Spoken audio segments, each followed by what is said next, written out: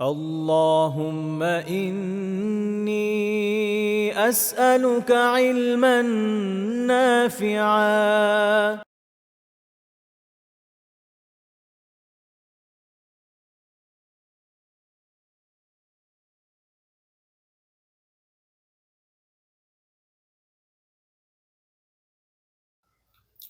إن الحمد لله نحمده ونستعينه ونصلي على رسوله الكريم وعلى آله وصحبه أجمعين أما بعد আমরা বিগত দিনে অন্তরের রোগ সম্পর্কে আলোচনা করছিলাম। আশা করি আপনাদের খেয়াল আছে। আমরা আলোচনা করছিলাম শেষ পর্যায়ে গিয়ে যে কি কি আমলের মাধ্যমে এই রোগগুলোর চিকিৎসা করা যায়। ওদিন আমি বলেছি যে আসলে আমলের পরিমাণ তো অনেক, সব তো আর আলোচনা করা সম্ভবও না। সেটা একটা আলাদা দার্সের বিষয় হতে পারে। আমাদের এখানে তো আমরা শুধু প্রাসঙ্গিকভাবে বিষয়টা বলে যাচ্ছি যেন এটা আমাদের কাজে আসে। অর্থাৎ সমস্যা কি যেটা সেটা নিয়ে যেহেতু আলোচনা করেছে যে রোগটা কি, তাই পাশাপাশি আমরা এটাও আলোচনা করে দিচ্ছি যে রোগের চিকিৎসা কি হতে পারে। তো এই প্রসঙ্গে আমরা এর আগে ৬টা পয়েন্টে আলোচনা করেছি। ৭ম পয়েন্ট হচ্ছে আল ইহসান ইলা দুআফা, দুর্বলদের প্রতি ইহসান। দুর্বলদের প্রতি ইহসান করা, তাদের প্রতি বদান্যতা প্রদর্শন করা। ইহসান ইসলামের একটা খুবই গুরুত্বপূর্ণ কনসেপ্ট এবং খুব ব্যাপক কনসেপ্ট।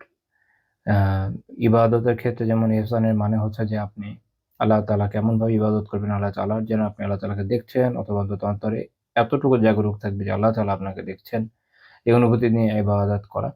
তো আলিমরা বলেছেন যে জীবনের প্রত্যেকটা ক্ষেত্রে যখন এই থিমটা আপনার জীবনে বাস্তবায়িত হবে, এই চিন্তাটা আপনার মনে সবসময় থাকবে, তখন সামগ্রিকভাবে ইহসানের বাস্তবায়ন হবে। অর্থাৎ আপনি যখন উপার্জন করছেন তখন মনে রাখতে হবে আল্লাহ তাআলাকে আপনি দেখছেন, অথবা আল্লাহ তাআলা তো আপনাকে দেখছে। তো এই অবস্থায় আপনি হালাল হারামকে যেভাবে মেইনটেইন করা দরকার সেভাবে মেইনটেইন করবেন। একই রকমভাবে মানুষের সাথে যেকোনো ধরনের লেনদেনে, মানুষের সাথে যেকোনো ধরনের চাল-চলন, অভ্যাস, আচার-ব্যবহার সব ক্ষেত্রে আপনি যখন আল্লাহ তাআলার উপস্থিতিকে অনুভব করে নিজের আমল করবেন, তখন এটা হচ্ছে ইহসান। এর মাধ্যমে মূলত ইহসান কি হয়? পূর্ণাঙ্গতা লাভ করে। আর আরেক ক্ষেত্রে আমরা এভাবে আবিধানিক অনুবাদের দিকেও আসতে পারি যে বদান্যতা বোঝায়, অর্থাৎ আম মানুষের প্রতি অনুগ্রহ করা, যতটুকু সম্ভব অনুগ্রহ করা। আল্লাহ তাআলা সূরা আল কসাসে বলেছেন ৭৭ নম্বর আয়াতে, ওয়া আহসিন কামা আহসানা আল্লাহু ইলাইকা। আল্লাহ তাআলা যেভাবে তোমার প্রতি ইহসান করেছে, তুমিও এভাবে ইহসান করো। এটা একটা অসাধারণ আয়াত। শুধু এই আয়াতটা নিয়ে যদি আপনি গভীরভাবে চিন্তা ভাবনা করেন, তাহলে আপনি আবিষ্কার করবেন যে এটা এত ব্যাপক অর্থবোধক যে আমাদের পুরো জীবনে আসলে এর মধ্যে চলে আসে। আপনি যদি এভাবে চিন্তা করেন, দেখেন আল্লাহ তাআলা আমাদেরকে মানুষ হিসেবে বানিয়েছেন। আলহামদুলিল্লাহ। আল্লাহ তাআলা আমাদের জন্তু জানোয়ার বানান নাই, জড় পদার্থ বানান নাই। আল্লাহ তাআলা আমাদের মানুষ বানিয়েছেন। আল্লাহ তাআলা আমাদের প্রতি ইহসান করেছেন। আল্লাহ তাআলা আমাদেরকে আলহামদুলিল্লাহ মুসলিম ঘরে জন্ম নেওয়ার তৌফিক দিয়েছেন। এটাও আল্লাহ তাআলা আমাদের প্রতি ইহসান করেছেন। আম আল্লাহ তাআলা আমাদেরকে সুস্থ স্বাভাবিক রেখেছেন, অথবা রোগ থাকলেও অনেক রোগ আমাদেরকে দেন নাই। আপনি যদি এটাকে একটা করে নিয়ামত করে চিন্তা করেন, ধরেন দুনিয়াতে আমি তো জানি না ওভারঅল ডায়াগনোসড রোগের সংখ্যা কত। ধরলাম আমরা যদি ১০০ ধরি, ব্যাস মানে 100% হিসেবে ১০০ এইভাবে। সংখ্যা হিসেবে ১০০ না। শতকরাভাবে ধরেন ১০০। তো এর মধ্যে হয়তো হিসাব করলে দেখবেন যে 99.99% বা 95% ই আপনার মধ্যে নাই। তো এগুলোর প্রত্যেকটাই তো সেপারেট নিয়ামত। যে এই রোগটা আপনার নাই, এই রোগটা আপনার নাই, এই রোগটা আপনার নাই, এই রোগটা আপনার নাই, এই রোগটা আপনার নাই, এই রোগটা আপনার নাই। তাহলে চিন্তা করেন যে আল্লাহ তাআলা কত ইহসান করেছেন, আলহামদুলিল্লাহ। একইভাবে মানুষের যত ধরনের আপদ-বিপদ হয়, আপনি যদি ওগুলোকে শতকরা ১০০ ধরেন, তার মধ্যে কিছু হয়তো আপনার কাছে আছে। প্রত্যেকের উপরে আছে। প্রত্যেকে কিছু না কিছু পরীক্ষার উপর দিয়ে যায়। আমি যদি এটা ১, ২, ৪, ৫ ও ধরি কথার কথা, তারপরও দেখবেন যে ৯৫% এরকম বিভিন্ন ধরনের বিপদ আছে, যেটা আলহামদুলিল্লাহ আমাদের উপর দিয়ে যায় নাই, আমাদের উপর দিয়ে নাই। যেমন এই মুহূর্তে আমি একটা বিপদের উপরে আছি। আশা করি আপনারা কেউই এর উপরে নাই। সেটা কি? আমার বাসার ঠিক সামনে, আমার বাসার জানালা বরাবর তারা বিরাট ইতিহারে কিছু একটা রান্না করতেছে, ডেক জ্বালিয়ে ধোঁয়ায় আমার পুরো বাসা ভরে গেছে। ঠিক আছে? এইরকম জুলুম করা হচ্ছে। তো এখন দেখেন এই একটা বিপদ, নিশ্চয়ই আপনারা কেউ এর মধ্যে নাই। তো এরকম অনেক বিপদ আছে যেগুলোতে আসলে আলহামদুলিল্লাহ আমরা কিন্তু আক্রান্ত না। আমি যদিও এই মুহূর্তে এই বিপদে আছি, কিন্তু এমন অনেক বিপদ যা আমার আমার উপর দিয়ে আলহামদুলিল্লাহ এখন নাই। হয়তো আপনাদের যারা শুনছেন কারো এমন কোনো অসুস্থতা আছে যা আমার নাই। তো এভাবে খুঁজলে দেখবেন যে বিপদ যেগুলো নাই এগুলোর সংখ্যা অনেক বেশি। তো এগুলোর প্রত্যেকটা সেপারেট নিয়ামত। এটা যে আপনাকে দেওয়া হয়নি, এটা দেওয়া হয়নি, এটা দেওয়া হয়নি, এটা দেওয়া হয়নি। এগুলোর মাধ্যমে আল্লাহ তাআলা কি করেছেন? ইহসান করেছেন। তারপরে আল্লাহ তাআলা আমাদের বাক শক্তি দিয়েছেন, কথা বলার শক্তি দিয়েছেন, চোখ দিয়েছেন। আপনারা দেখেন না চোখের মধ্যে চোখে যে আলহামদুলিল্লাহ পাপড়ি আছে, এগুলো ঠিক আছে আলহামদুলিল্লাহ। চোখের যে আমাদের পাতা আছে ঠিক আছে। ফলে আলহামদুলিল্লাহ চোখটা কি হচ্ছে না? এই আপনার খোলা থাকছে না। সবসময় একটা প্রোটেকশন এর মধ্যে দিয়ে আছে আলহামদুলিল্লাহ। আমাদের অনেকের চুল আছে, অনেকের চুল নাই। বাট যাদের চুল আছে আলহামদুলিল্লাহ। তারপরে ধরেন শরীরের উপর থেকে নিচ পর্যন্ত এতগুলো অঙ্গ-প্রত্যঙ্গ। এটার ভিতরে এত কিছু আছে। শুধু ভিতরে যতগুলো আপনার নাড়ি আছে এগুলো কত কিলোমিটার যেন লম্বা হয়। এগুলো পুরোটাই তো নিয়ামত, তাই না? আল্লাহ তাআলা ইহসান করেছেন। অনেকের থাকে না। অনেকের এখানে সমস্যা থাকে, ওখানে সমস্যা থাকে। বাচ্চারা অনেকে যখন জন্ম নেয় নাড়ি-ভুড়ি পাকিয়ে যায়। কত ভয়ানক ব্যাপার হয়। আলহামদুলিল্লাহ এগুলো কিচ্ছু হয় নাই। ইহসানই ইহসান। আমরা আলহামদুলিল্লাহ যারা এখানে আছি, উপস্থিত আছি, শুনছি, এদের অনেকে একটা লেভেল পর্যন্ত পড়াশোনা জীবনে করেছেন। আল্লাহ তাআলা ইহসান করেছেন। ওভারঅল আপনি যখন চিন্তা করবেন এবং এই যে দুনিয়াতে আমরা টিকে আছি আলহামদুলিল্লাহ, এখনো টিকে আছি আল্লাহর রহমতে। আমরা যে বিভিন্ন নিয়ামত পাচ্ছি, ধরেন আপনি আমার সামনে আছেন, কথা শুনছেন, আমি বলছি আলহামদুলিল্লাহ। এই যে ইন্টারনেটের মাধ্যমে কথা আমরা বলতে পারছি, এহসান হচ্ছে। আল্লাহ তাআলা আমাদেরকে এই নিয়ামত দিয়ে এহসান করেছেন। অসংখ্য, অগণিত। আপনি যদি হিসাব করতে চান না, আল্লাহ তাআলার নিয়ামত কখনো কি করতে পারবেন না, গুণে শেষ করতে পারবেন, যেটা আল্লাহ তাআলা কোরআনে বলেছেন। অসম্ভব। যখন বৃষ্টি পড়ে বর্ষাকালে, বৃষ্টির এত নিয়ামত। এখন আপনি যদি বৃষ্টির ফোঁটা গুনতে চান পারবেন? পারবেন না। শুধু এই একটা নিয়ামতেই তো হার মেনে যাবো আমরা। গুনতে পারবো না। বাকি নিয়ামত তো অগণিত, অসংখ্য। তো আল্লাহ তাআলা বলছেন যে আহসিন কামা আহসানা আল্লাহু ইলাইকা। আল্লাহ তাআলা যেভাবে তোমার প্রতি ইহসান করেছে ওভাবে ইহসান করবে, আমাদের পক্ষে সম্ভব না।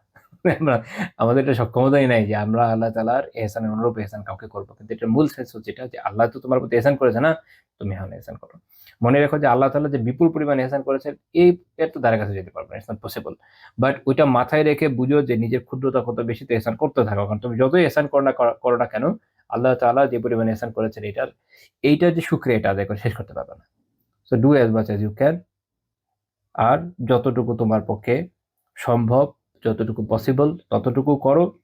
কারণ আল্লাহ তাআলা বান্দার কল্ব দেখেন, বান্দার আত্মিক অবস্থা দেখেন। বান্দা যখন চেষ্টা করে আল্লাহ তাআলা তাতেই সন্তুষ্ট হয়ে যান এবং তার জন্য তাকে বিশাল নিয়ামত দেন। যেমন আমি এর আগেও বলেছি যে সারা জীবন যদি কেউ ইবাদতে পড়ে থাকে, আল্লাহ তাআলা তাকে যদি ১৫০ বছরের হায়াত দেয়, আর জন্মের দিন থেকেও কথার কথা, সে যদি জন্মের দিন থেকে ১৫০ বছর ইবাদতে পড়ে থাকে, সেটাও মিলিয়ন, ট্রিলিয়ন বছর আয়ু। আমরা জানিও না কত সুদীর্ঘ হবে। কারণ অনন্ত মানে অনন্তই। এত বছর যে জান্নাতে কেউ নিয়ামতের মধ্যে থাকবে তার সমতুল্য তার না। আল্লাহ তাআলা তার থেকে অনেক বেশি বান্দাকে দিয়ে থাকেন। সেই তুলনায় তো মানুষ কতটুকুই বা ইবাদত করতে পারে। আর সেই জায়গায় আমরা তো তাও করি না। ৫ ওয়াক্ত নামাজ এমনি কত টানাটানি কে জানেন। তো আল্লাহ তাআলা আমাদের শিখিয়েছেন যে ওয়া আহসিন কামা আহসানাল্লাহু ইলাইকা। আল্লাহ তাআলা যেভাবে তোমার প্রতি ইহসান করেছে তুমিও ইহসান করো। তো যখন ইহসান করবেন এর মাধ্যমে দেখবেন যে অন্তরের যে রোগগুলো এগুলো দূর হয়ে যাবে। মানুষ এই বান্দার প্রতি ইহসান করার মাধ্যমে আল্লাহ তাআলার মেহেরবানি লাভ করে, আল্লাহ তাআলার রহমত লাভ করে, মাগফিরাত লাভ করে। আল্লাহ তাআলা তার অন্তরে প্রশান্তি দান করেন। দেখবেন যে সকল লোকেরা আল্লাহর বান্দাদের জন্য করে নিঃস্বার্থভাবে অ্যাকচুয়ালি, তারা সবসময় আলহামদুলিল্লাহ প্রশান্তির মধ্যে থাকে যে আচ্ছা, এটা আল্লাহ তাআলা তার অন্তরে দিয়ে দেন। তার অন্তর প্রশান্তই থাকে।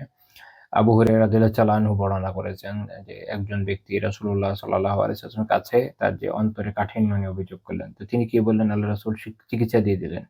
ইন আরাদতা আন তালিনা কলবুকা, তুমি যদি তোমার অন্তরকে নমনীয় করতে চাও কি করতে হবে? ফাআতইমিল মিসকিনা, মিসকিনকে খাওয়াও।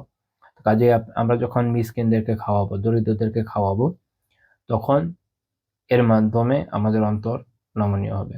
ওয়ামসাহ বিরাসিল ইয়াতীম, এবং ইয়াতীমদের মাথায় হাত বুলাও। এটার মাধ্যমে অন্তর নমনীয় হয়।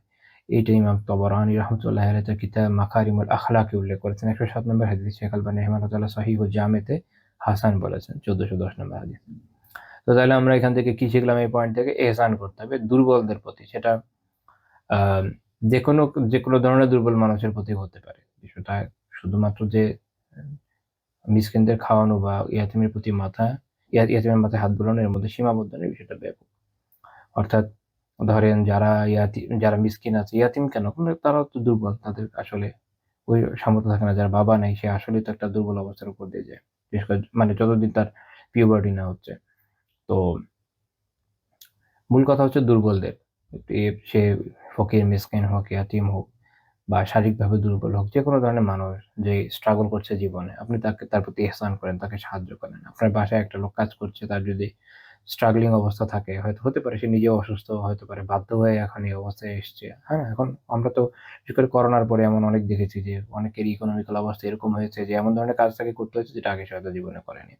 তো এই যে একটা অবস্থায় চলে আসছে, এটা তো সে যে দুর্বল হয়ে গেল, তার প্রতি আপনি ইহসান করেন। আপনার অনুগত যেকোনো আপনার কি বলে অধস্তন যেকোনো ব্যক্তি যে দুর্বল বা আপনার কাছে যেই যখনই সাহায্য চেতে এসেছেন, আপনি তার প্রতি কি করবেন? ইহসান করবেন। যখন দরিদ্র লোকজন আ দান খয়রাতের জন্য আসছে, আপনি ইহসান করেন, আপনি তাকে দেন। আমরা তো এখানে আরে বাবা কত ধরনের মেকানিজম নিয়ে হিসাব করি।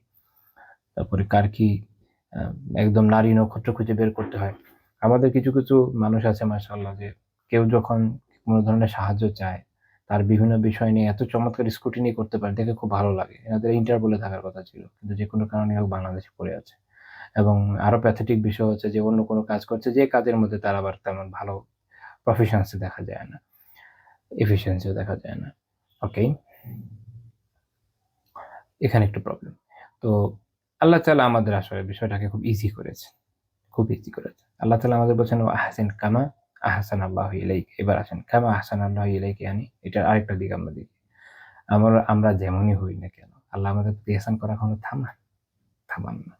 তো এখানেই আল্লাহ তাআলা এই যে যখন বলছে যে কামা, এটার মধ্যে শিক্ষাটা চলে আসে। আমি বলেছি এত ব্যাপক সুবহানাল্লাহ, এটা নিয়ে বিভিন্ন অ্যাঙ্গেলে আমরা আলোচনা করতে পারবো। আপাতত সেটা আমাদের সুযোগ নেই, কারণ আমরা তাফসীরে দার্স করছি না।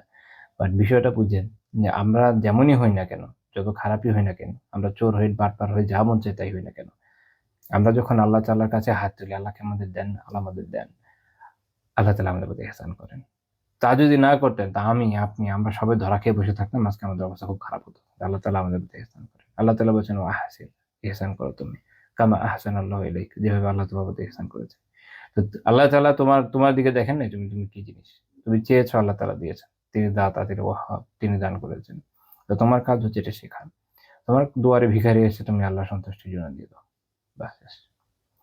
চলেন পরের পয়েন্টে চলে যাই। নয়তো এটা নিয়ে আলোচনা করতে গেলে আরো কথা হবে। তারপরে আরেকটা বিষয় যেটা আমাদের অন্তরকে আ অন্তরের যে রোগ তাকে দূর করে, সেটা হচ্ছে আ আমরা এটা বলতে পারি যে অসুস্থকে দেখতে যাওয়া। যারা অসুস্থ ব্যক্তি তাদের দেখতে যাওয়া। রাসূলুল্লাহ সাল্লাল্লাহু আলাইহি ওয়াসাল্লাম বলেছেন যে আ আতইমু জাইয়া, ক্ষুধার্তকে খাওয়াও। ওয়াউদুল মারিয়দ, অসুস্থকে দেখতে যাও। শুশ্রূষা করো। অসুস্থকে শুশ্রূষা করো। তো এটা দেখতে যাওয়ার মধ্যে আছে, এর ভেতরে হতে পারে কি শুশ্রূষা করা হোক বা এটলিস্ট খোঁজ খবর নেওয়া হোক, বিষয়টা ব্যাপকের মধ্যে আসবে। আর বলেছেন ওয়াফুকুল আনিয়া, আর হচ্ছে বন্দীকে মুক্ত করা। সহিহ বুখারী ৫৩৭৩ নম্বর হাদিস। সুফিয়ান রাহিমাহুল্লাহ ব্যাখ্যায় বলেছেন, আল আনি মানে আল আসিরু, যে বন্দী। এগুলো প্রত্যেকটাই অসাধারণ নেক আমল। আসলে আপনি যত বেশি নেক আমল করতে পারবেন, আপনার অন্তরের মধ্যে যে জং ধরে যায়, মরিচা পড়ে যায়, এটা দূর হইতে থাকে। তো বান্দা, আমরা হাদিসের আগে দেখে এসেছি আলহামদুলিল্লাহ, যে বান্দা যত নেক কাজ করতে থাকে তার অন্তর তত ফর্সা হয়, তাই না? আপনি যত নেক কাজ করতে থাকবেন, অন্তর তত পরিষ্কার হবে এবং অন্তরে যে আমাদের রোগ আছে, কাঠিন্য আছে, অন্তর মৃত হওয়ার মতো যে সিচুয়েশন হয়, এগুলো থেকে আমরা বের হয়ে আসতে সক্ষম হব। তো এর মধ্যে এই কাজগুলো আছে। এক হচ্ছে যে যারা যায় ক্ষুধার্ত তাকে খাওয়া। এটা শব্দটা ব্যাপক। এমন শুধুমাত্র মিসকিনের কথা বলা হয়নি, এটা ব্যাপক। এজন্য বলেছি যে যখন আমরা সব হাদিস আনবো, অনেক অর্থটা অনেক এক্সপ্যান্ড করে। তো এখানে আমরা দেখতে পাচ্ছি যে, যেকোনো ক্ষুধার্ত ব্যক্তিকে যখন আপনি আল্লাহ তাআলার সন্তুষ্টির জন্য খাওয়াবেন, ইনশাআল্লাহ তাআলা এর সওয়াব আপনি পাবেন। সেটা আপনি ধনী ব্যক্তিকেও খাওয়াতে পারেন, এটা ব্যাপার না। মূলত দেখেন না, কাউকে জন্য আপনি যখন কাউকে স্বার্থের জন্য খাওয়াবেন সেটা একটা বিষয়। কিন্তু আপনি যখন আল্লাহ তাআলার জন্য খাওয়াবেন, তখন যাকেই খাওয়ান না কেন কি যায় আসে? খাওয়াচ্ছেন তো আল্লাহর জন্য। কাকে খাওয়াচ্ছেন ডাজন্ট ম্যাটার। অন্যদিকে আপনি দরিদ্র লোককে খাওয়াচ্ছেন, কিন্তু খাওয়াচ্ছেন এজন্য যে এলাকাতে নাম হবে, সামনে যে ইলেকশন আসবে, ইলেকশনে সবাই জানবে যে অমুক, তমুক পার্টির তমুক ভাই, হ্যাঁ? সে প্রচুর লোকজনকে খাইয়েছে। তখন দেখেন দরিদ্র লোককে খাইয়ে কোনো ফায়দা হবে না। আল্লাহ তাআলার কাছে কোনো ভ্যালু থাকবে না। অর্থাৎ ইখলাস খুব জরুরি। আপনি যখন আল্লাহ তাআলার সন্তুষ্টির জন্য খাওয়াবেন, তখন আপনি আ একটা ক্ষুধার্ত পশুকে খাওয়ালে সওয়াব পাবেন। যখন আল্লাহ তাআলা বলছেন যে যায়, আল্লাহ রাসূল যখন বলছেন সাল্লাল্লাহু আলাইহি ওয়াসাল্লাম যে যায়, ক্ষুধার্ত, এটা অনেক ব্যাপক। এটার মধ্যে মানুষ, জানোয়ার সবই পড়বে। যে একটা ক্ষুধার্ত প্রাণী। আপনার সামর্থ্য আছে তাকে খাওয়ানোর। আপনার জন্য এটা কোনো ব্যাপার না। সে অসহায় ঘুরে বেড়াচ্ছে, আপনি তাকে খাওয়ালেন। আপনারা জানেন যে বনী ইসরাইলের একজন নারীর ঘটনা আছে যে একটা পিপাসার্ত, তৃষ্ণার্ত কুকুরকে পানি পান করানোর কারণে জান্নাতি হয়েছিল। অন্যদিকে একটা বিড়ালকে একজন বন্দি রেখেছিল, না খাইয়ে রেখেছিল, মারা গিয়েছিল, এজন্য জাহান্নামে গেছে। আর এটা একটা কবিরা গুনাহ। এটা একটা কবিরা গুনাহ। ওইটা সাজা হিসাবে গিয়েছে। তো তাহলে বুঝেন যে বিষয়টা অনেক ব্যাপক না? তো যেকোনো প্রাণী আমাদের সামনে অনেক সময় আমাদের দেশওয়ালি সিচুয়েশন হচ্ছে এইটা যে সাধারণ মানুষ আম এটাকে কিভাবে বলা যায়? সাধারণ মানুষের মধ্যে মানে রহম জিনিসটা খুব কম। আমাদের মানুষের মধ্যে রহম জিনিসটা নাই। এটা ছোটবেলা থেকে আমরা দেখতে, দেখতে বড় হয়ে আসছি যে মানুষ রাস্তার মধ্যে ধরেন কুকুর বসে আছে। খাইতে কোনো কাজ নাই। যাবে একটা লাথি দিয়ে চলে যাবে। খাবার দেওয়া তো দোষ নেবে না। কিন্তু আপনি খাবার ফেলে দিচ্ছেন। তো এটা ওটা দিলে কি সমস্যা? সুন্দর করে দিলেই তো হয়। আমি একজন আলেমের জীবনে পড়েছিলাম, খুব চমৎকার ছিল যে উনি ওনার খাবার যখন খাওয়া শেষ হতো, উনি সব খাবারকে সুন্দর করে ভাগ করতেন। ভাগ করতেন। ভাগ করে যেগুলো মিষ্টি জাতীয় ছোট গুঁড়া, গুঁড়া ধরনের খাবার এগুলো উনি একটা জায়গায় নিয়ে ফেলতেন। ওখানে হলো পিঁপড়ার ঢিপি-টিপি ছিল। ওরা এখান থেকে খাবার পেত। তারপরে যেগুলো ধরেন হাড্ডি-গুড্ডি টাইপের খাবার যা আছে এগুলোকে নিয়ে কুকুরের জন্য আলাদা জায়গায় ফেলে দিয়ে আসছে সুবহানাল্লাহ। তো উনি কি এটার জন্য সওয়াব পাবেন না? অবশ্যই পাবেন। এটা আল্লাহ রাসূলের ফরমানই আছে। আমি যাই ক্ষুধার্তকে খাও। যাকে যেকোনো ক্ষুধার্ত প্রাণীকে আপনি খাওয়ান ইনশাআল্লাহ সওয়াব পাবেন। ইসলাম তো শিখাচ্ছিল আমাদেরকে এরকম দিন। আমরা ওটাকে বাঙালি ইসলাম বানাই ফেলছি বুঝছেন? ওই এক বিচিত্র ভাষণ। হ্যাঁ। তো আর মানুষ তো অবভিয়াসলি। আপনি খাওয়ান ইনশাআল্লাহ সওয়াব পাবেন। এবং এটার বিনিময়ে কি হবে আপনার অন্তর? উদার হবে। উদার যখন হবে সেখান থেকে আপনার রোগও দূর হবে। আর রোগীর শুশ্রূষা করা। রোগীকে দেখতে যাওয়া একটা ফজিলতের বিষয়। রোগীকে দেখতে, দেখতে গেলেন দেখলেন চলে আসলেন। বেশিক্ষণ অপেক্ষা করবেন না। ফুকাহারা আলোচনা করেছেন। বেশিক্ষণ অপেক্ষা করবেন না। যাবে, দেখবে, যদি কথা বলার হালতে থাকে কথা বলবে চলে যাবে। এবং আলেমরা এটা বলেছেন, ফুকাহারা এটা বলেছেন যে কষ্ট দেওয়া যাবে না। একেকজন রোগীর কষ্টের প্যারামিটার আলাদা। তাই না? কোন রোগী আছে যে ইনফেকশনের একটা আশঙ্কা থাকে। ওই রোগীর ধারে কাছে যাওয়াটাই তার জন্য কষ্ট দেওয়া, তাই না? হয়তো সে আইসিইউতে আছে। তার এখানে ঢোকার দরকার নেই। আপনি বাইরে থেকে দেখে চলে যান। কোনো সমস্যা নেই। আপনি যে এসছেন আলহামদুলিল্লাহ সওয়াব হয়ে যাবে। কিন্তু আপনি যাবেন ভিতরে, তার ইনফেকশন হয়ে যাবে। যেহেতু আপনি আরেকটা গুনাহ কামাবেন। আরেকজনের ক্ষতি করার জন্য। প্রয়োজন নেই তো। আমাদের আ এখানে সিচুয়েশন হচ্ছে এরকম একটা ঘটনা বলি। ইন্টারেস্টিং এবং প্যাথেটিক। এটা আমাদের যে কালেকটিভ কালচার সেটা বের হয়ে আসে। আমার একজন পরিচিত ভদ্রলোকের তার শাশুড়ি অসুস্থ ছিল। তো ডাক্তার বলে যে সাহেব এখন ভুলে গেছি মেবি হার্টের সমস্যা ছিল যে এতটার মধ্যে মানে খুব স্ট্রিক্ট লাইফস্টাইল দিয়ে দিয়েছে যে অবস্থা ভালো না। আপনি এতটার মধ্যে ঘুমায় যেতে হবে ৯ঃ০০-১০ঃ০০ দিকে। এবং রাতে আর ডিস্টার্ব করা যাবে না। সকালে উঠে এরকম মানে পুরো শিডিউল দিয়ে দিয়েছে যে এতটার সময় ঘুমাবে, এই সময় উঠবে, এই করবে, ওই করবে, ওকে। খুব স্ট্রিক্ট অবস্থায় চলে গেছে। তো আল্লাহ জানে আমি ভুলে গেছি যে এক্সাক্ট উনার কি সমস্যা ছিল। কিন্তু মাঝখানে আমার পেটে এরকম একটা কিছু সমস্যা হয়েছিল। তখন আমার এরকম খুব স্ট্রিক্ট লাইফস্টাইল দিয়ে দিয়েছিল। যাক আলহামদুলিল্লাহ ওটা ফলো করে ফুল করতে পারিনি। ফুল করলে আশা করি আরো ভালো হইতে পারে। আলহামদুলিল্লাহ আমার অনেক ইমপ্রুভ হয়েছে এরপরে। খৈর তো তার আত্মীয়রা কি করলো? দেখতে আসছে ধরেন রাত ১১ টায়। কারণ সবার অফিস-টফিসে এই থাকে। আর দেখতে তো হবে। রোগীকে কি করতে হবে? দেখতে হবে। রোগীকে দেখে মারতে হবে, না দেখে মারা যাবে না। তো মনে করেন ১১ টার সময় আসছে জিনিসপত্র নিয়ে খাবার-দাবার। এমন সব জিনিস আবার আমার খাবার-দাবার নেই। খাবার কোনগুলো নেই জানেন? রোগী কি খাইতে পারে না খেতে পারবে এটা নিয়ে আমাদের মাথা ব্যাথা নেই। আমি কোনটা কিনতে পারবো বা কোনটা নিলে আমার একটু ফুটানি হবে এগুলো নিবো। এগুলো হচ্ছে আমাদের দেশের কালচার। তো দেখা যাচ্ছে যে এমন রোগীর জন্য আপনি এমন খাবার নিয়ে যাবেন ও জীবনেও এটা খেতে পারবে না। এটার পক্ষে খাওয়া সম্ভব না, ওর জন্য নিষেধ আছে এটা। বা এই মুহূর্তে তার খাওয়ার অবস্থা নেই। হয় না? দেখবেন যে এগুলো নিয়ে গিয়ে হাজির হয়ে যাবে।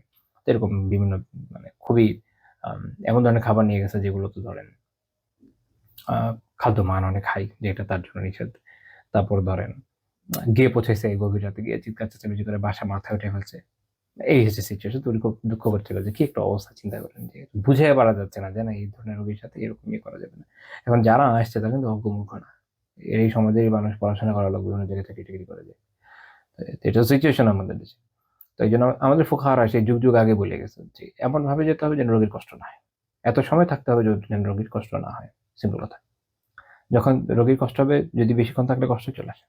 কোনো ক্ষেত্রে রোগী বেশিক্ষণ থাকাও খুশি হয়ে যেতে পারে। যেমন আহলুল ইলমের অনেক ক্ষেত্রে দেখা যায় যে তার কোনো ছাত্র আসলো, কোনো বিষয় মাসালা, কোনো পড়াশোনা নিয়ে আলোচনা করলো, মন ভালো হয়ে যায়। বসে কথা বলছে। এটা বরং তার জন্য ভালো একটা আম সাইকোলজিক্যাল একটা ইমপ্যাক্ট পড়ে তার উপরে। তো তিনি থাকেন তার সাথে কোনো সমস্যা নেই। পুরো বিষয়টা আপেক্ষিক। যদি এমন হয় যে থাকাটা কষ্টকর হয়, যদি থাকাটা ক্ষতিকর হয় থাকবেন না। যদি উপকারী হয় থাকবেন।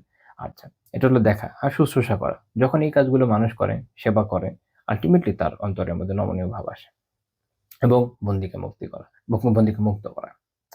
বন্দীকে মুক্ত করা। আমাদের দেশে তো কি বলবেন? আমাদের দেশে তো মানুষ ই ইসলামের জন্য হোক বা না হোক, অন্তত মুসলিম হিসাবে বিগত সরকারের সময় থেকে চলতেছে। আল্লাহ জানে আর কতদিন চলে। বিভিন্ন মানুষকে বিভিন্ন সময় গভর্নমেন্টের বিভিন্ন এজেন্সি ছুটিয়ে নিয়ে যায়। যেগুলো এখন বলে না ওয়ার অন টেরর এর কারণে।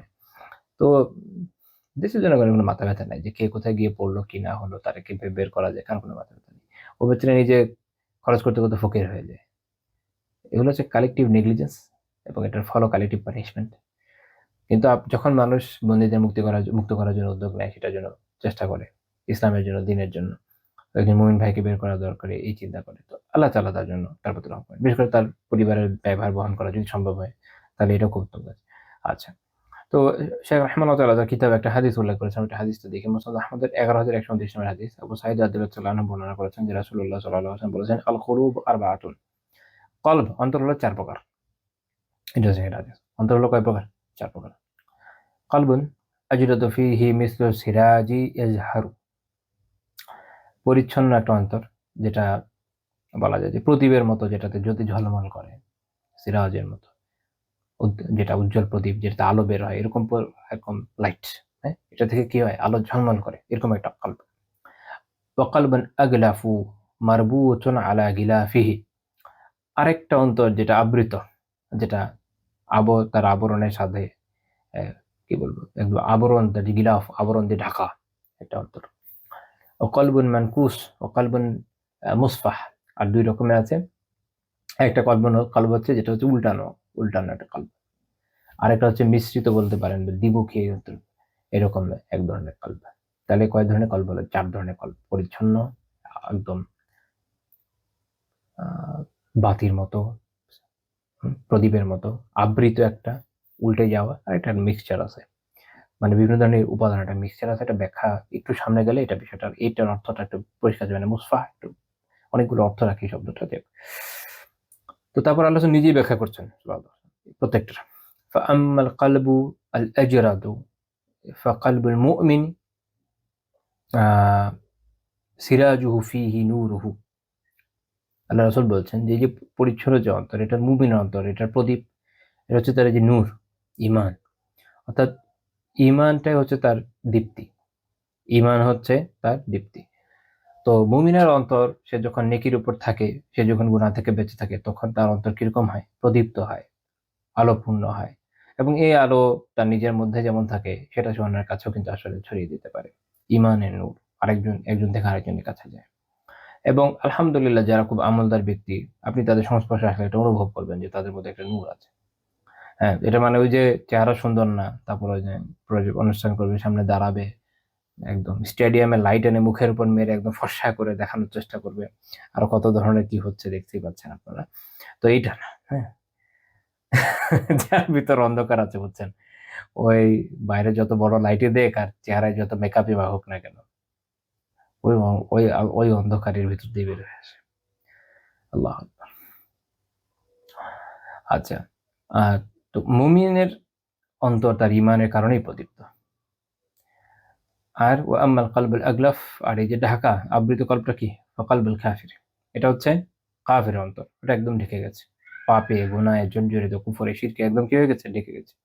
তো এই দুটো হচ্ছে 2 এক্সট্রিম, যেটা একদম অত্যন্ত নেককার ব্যক্তির অন্তর, যে অত্যন্ত নেককার মুমিন, যার অন্তর ঈমানে পরিপূর্ণ, টইটুম্বুর ঈমানে, নেক আমলে যার জীবন পরিপূর্ণ, তার অন্তর হচ্ছে একদম একটা উজ্জ্বল বাতির মতো, যেটা আলো ছড়াচ্ছে। সুবহানাল্লাহ।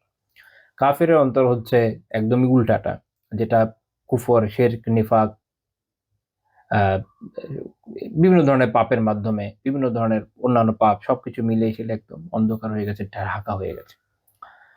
ওয়া আম্মাল কলবুল মানকুস ফাকলবুল মুনাফিক, আর এরপর তিনি বলছেন যে এই যে যেটা উল্টানো অন্তর, এটা কোনটা?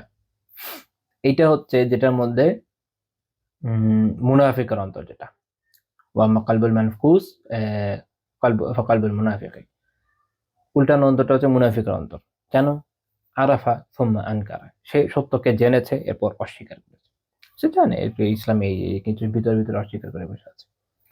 তো তাহলে যে ধরনের মানুষ অনেকে ইসলাম সম্পর্কে জানে কিন্তু ইসলামকে একসেপ্ট করছে না, বা বাহ্যিকভাবে নিজেকে বলছে যে আমি তো মুসলিম, বা পরিচয় দিচ্ছে মুসলিম, তার ভিতরে অনেক ধরনের কুফর রয়েছে, সে ওই নিয়ে চলছে। অর্থাৎ আবার অনেকে ভিতরে রাখারও দরকার মনে করে না, একদিক দিয়ে বলবে না আমি তো মুসলিম, আমি তো কাফের না, আবার দেখবেন যে বিভিন্ন ধরনের এমন কথাবার্তা বলবে যার সাথে ইসলামের কোনো দূর দূর পর্যন্ত কোনো সম্পর্ক নাই।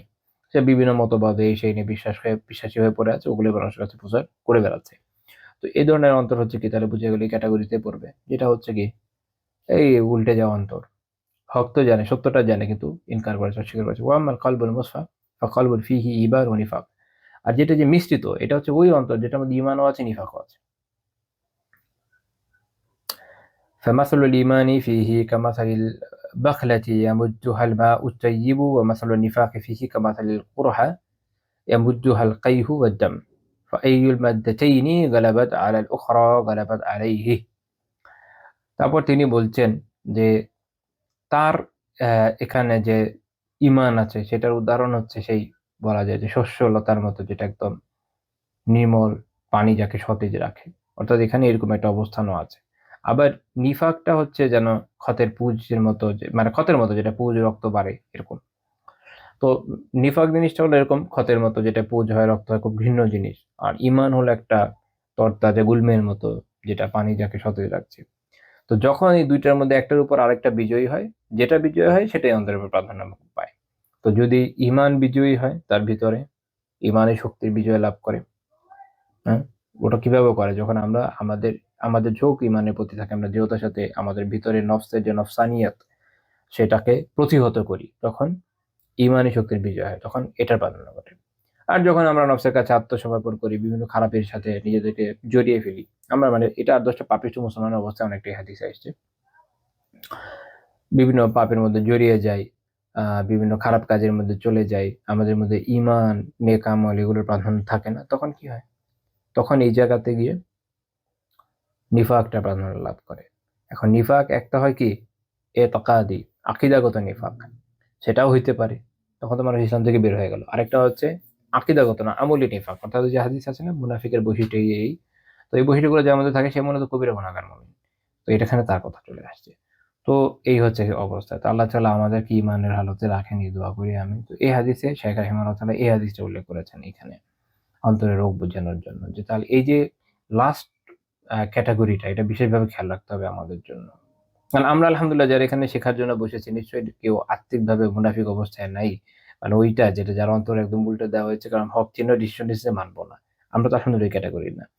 বাট আমাদের অবস্থার মধ্যে কিন্তু এরকম আছে, একটা দ্বান্দ্বিক অবস্থান আছে, যেটা শেষ ক্যাটাগরি আলোচনা আছে, একটা দ্বান্দ্বিকতা, যে আমি একবার এদিকে যাচ্ছি, একবার ওদিকে যাচ্ছি, নিজের সাথে সবসময় ফাইট করছি। তো আমাদের এই মেকানিজমটা বোঝা দরকার, যে যখন আমরা ইমানকে বাঁচাতে সক্ষম হব আলহামদুলিল্লাহ আল্লাহ তাআলার মেহেরবানিতে, এবং যখন আমরা নিফাককে হারাতে সক্ষম হব, নফসানিয়াতকে হারাতে সক্ষম হব, নিফাকের যে শক্তি বিভিন্ন গুনার মাধ্যমে আমাদের ধ্বংস করা, সেটাকে হারাতে সক্ষম হব আল্লাহ তাআলার মেহেরবানিতে, তখন আমাদের ঈমানী অবস্থা প্রাধান্য লাভ করবে। আমরা আল্লাহ তাআলার কাছে দোয়া করি আমাদের অন্তর ওইরকম মুমিনদের মতো হোক, যাদের অন্তর কি একদম একটা আলোকিত প্রদীপের মতো। আল্লাহ তাআলা ওইরকম হওয়ার তৌফিক দেন। আমি তো এই হাদিস ইবনে কাসির রাহিমাহুল্লাহ তার তাফসীরে এ সনদকে যায়েদ হাসান বলেছেন।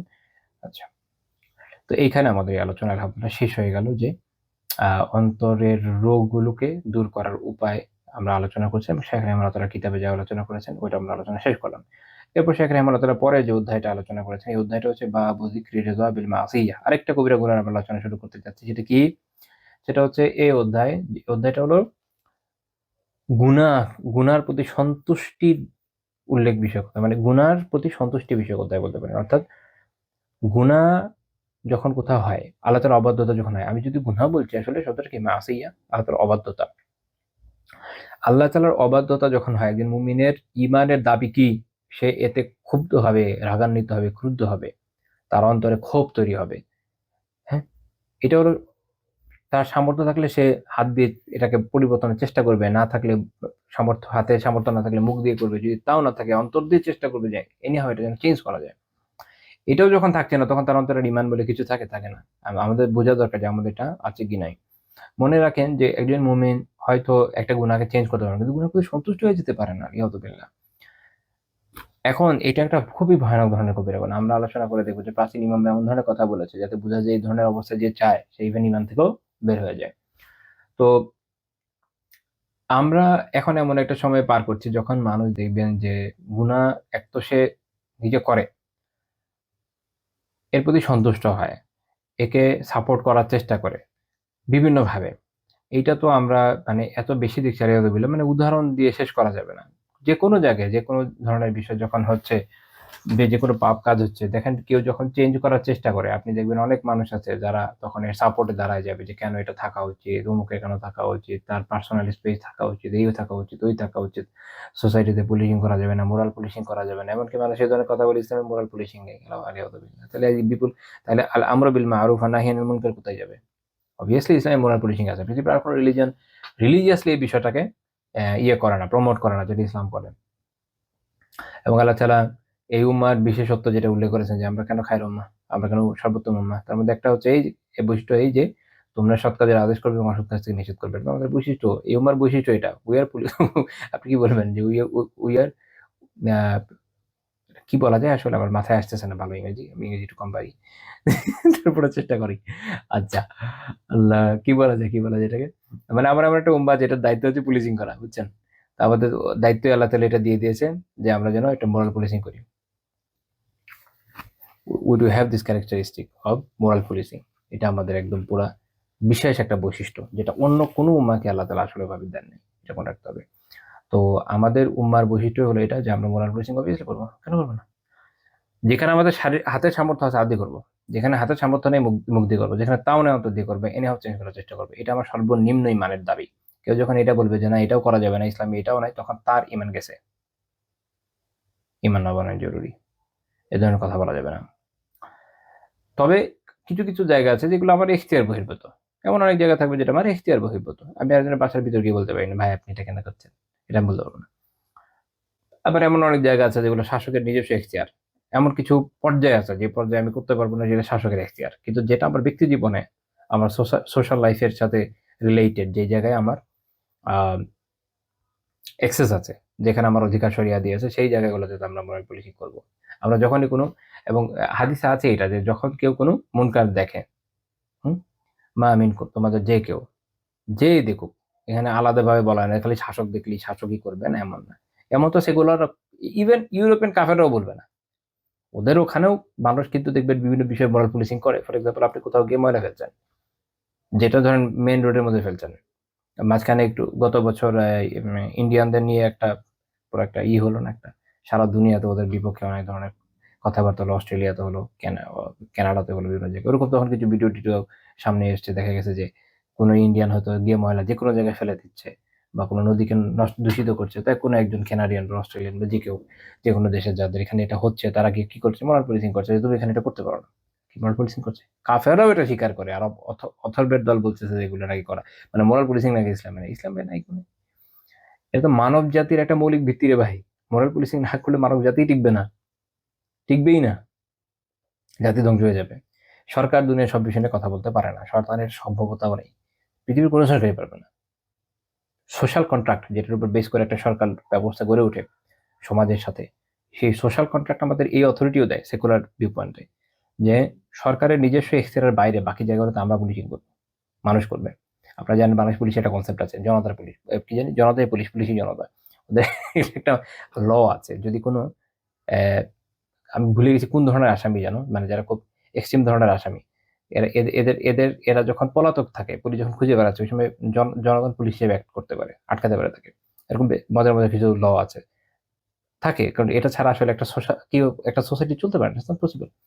তো এখানে এসে মানুষ এ ধরনের ডায়লগ দেয় যে ইসলামে নাই, মানে কি পুরো মানব জাতির মধ্যে আছে, সকল জাতির মধ্যে আছে, ইসলামে একটু বেশি আছে, ইসলামে আরো বেশি আছে।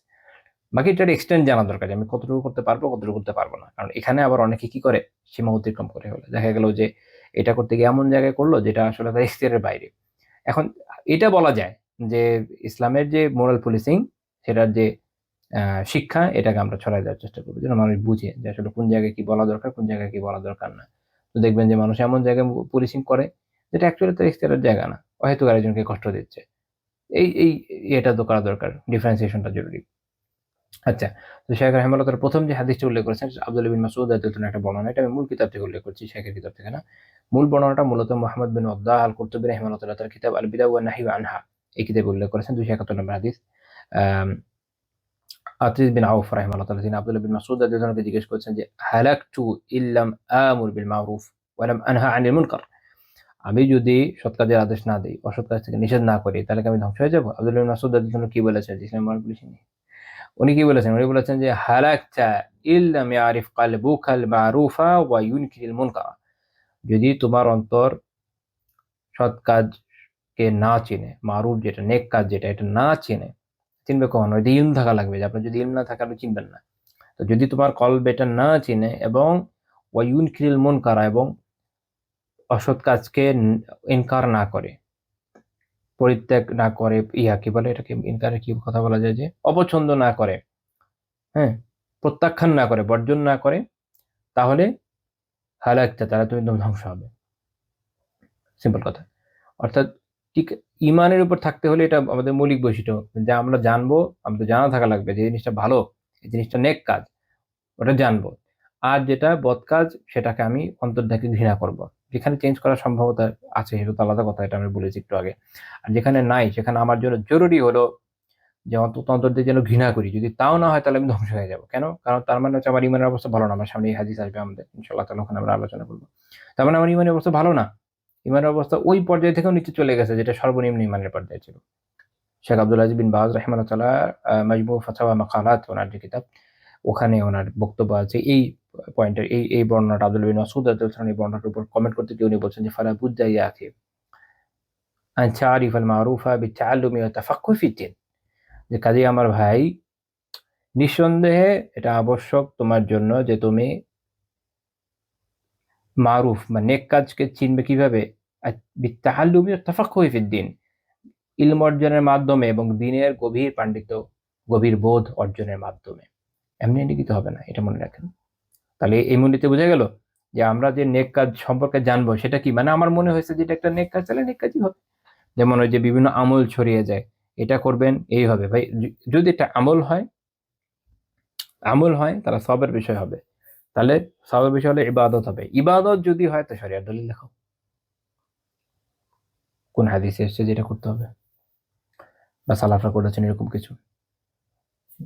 আর যদি বলে যে না এটা আমল না, তাহলে এটা আপনি করবো কেন? তাই না? সিম্পল কথা। মনে চাইলো, একজনের মনে হলো, আরে আমি মনে করেন, ধরেন আপনি একটা কি করলেন, ডিসিশন নিলেন, আমার এই বিষয়টা খুব দরকার, কি করা যায়? আচ্ছা আমি এই কাজটা করি, একটা আমল করি, এতবার এটা করবো, এতবার এই করবো, আচ্ছা পড়লাম। পড়ার পরে হঠাৎ করে আমার কাজ হয়ে গেল, ঝড়ে বক মরলো, আমার কারামতি পারলো। আমি তারপর কি করলাম, গিয়ে বলা শুরু করলাম, পরীক্ষিত আমল, এই আমল করেন, এটা হবেই হবে। এইভাবে তো হইলে দুনিয়াতে আর ধর্ম বলে কিছু থাকবে না, যে যার মতো বানাইতে থাকবে। আছে, আমি এত বড় বিশ্বকোষ দেখেছি, এত বড়, আমি নিজে দেখেছি অনেকগুলো খণ্ড, এগুলো আমালিয়াত বলে, ভরপুর পরীক্ষিত আমলে, বুঝছেন? এটা একটু বাংলায় বলে যে বাঁশের চেয়ে কঞ্চি বড়, বাঁশের চেয়ে কঞ্চি বড়, মানে আমাদের মেইন স্ট্রিম দিনের যে মূল বোধ, যে আমল, সেগুলো কিতাবে মানে আপনি যদি সব আমল যেগুলো সহিহ ভাবে পাওয়া যায়, হাসান ভাবে পাওয়া যায়, ইভেন দৈব ভাবে পাওয়া যায়, তাও মিলেও আমার মনে হয় আমি যেটা দেখেছি অত বড় হবে না। আমি জাস্ট দেখানোর জন্য বলছি, কারণ আমার এখানে ক্যামেরা আমি দেখছি যে আমার হাতের পরে গেলে আপনি এখানে দেখবেন না, আরো বড় ছিল আর কি সব মিলে। হ্যাঁ, আমালিয়াত, আমালিয়াত বিশ্বাস করে। যাই হোক, এভাবে দিনের অবক্ষয় ঘটে। এইভাবে হবে না যে মন চাইলো একদিন আমি বানাই ফেলাম, না। বিতাআল্লুমি তাফাক্কুহি ফিদ্দীন, ইলম অর্জনের মাধ্যমে এবং দ্বীনের গভীর বোধ অর্জনের মাধ্যমে মারুফকে চিনতে হবে, নেক কাজকে চিনতে হবে, যা আছে ভালো কাজ তা জানতে হবে। এভাবে একই রকম ভাবে এটা আমাকে সেকুলারিজম শিখাবে না, লিবারালিজম শিখাবে না, কেউই শিখাবে না। ওটা আমি তো আগেই ইনকার করে আসছি। আমি আগে ইনকার করে আসছি, যখন আল্লাহ তাআলার উলুহিয়াতের সাক্ষ্য দিয়েছি, যখন ইসলামের সাক্ষ্য দিয়েছি, তখন ইনকার করে দিয়েছি যে আর কারো কাছে হকের কোনো কিছু নাই, আমার হকের মানদণ্ড ইসলাম, আর কিছু না। তারপর শেখ রাহিমাহুল্লাহ তাআলা বলেছেন ওয়ালা বুদ্দা আন তা'রিফাল মুনকার বিযালিক, একইভাবে তোমাকে মুনকার সম্পর্কে জানতে হবে, পরিত্যাজ্য বিষয়গুলো সম্পর্কে জানতে হবে। কিভাবে? একইভাবে, নিঃসন্দেহে। ওয়ালা বুদ্দা, নিঃসন্দেহে জানতে হবে একই পদ্ধতিতে। কিভাবে? ইলম অর্জনের মাধ্যমে এবং দ্বীনের বোধ অর্জনের মাধ্যমে, গভীর বোধ অর্জনের মাধ্যমে, ফিকহ শেখার মাধ্যমে। তো তাহলে এটা যখন আমরা শিখবো, তখন আমরা জানবো যে অ্যাকচুয়াল মুনকার কোনগুলো। একই রকম ভাবে তার মানে হঠাৎ করে কোনো অমুক তমুক মতবাদ অনুযায়ী বা তমুক কারো মনে হচ্ছে না এই জিনিসটা ভালো না, এটার উপর নির্ভর করবে না যে এই জিনিসটা আসলে মুনকার কিনা। মুনকার হতে হলে এটা শরিয়া অনুযায়ী হইতে হবে। শরিয়া বলছে মুনকার দেন মুনকার, শরিয়া বলছে মারুফ দেন মারুফ। শরিয়া বলছে না মুনকার, আমি হয়তো এটাকে মুনকার বলবো না যদি শরিয়ার কোনো দৃষ্টিভঙ্গি যেটা আসলে মুনকার না হয়।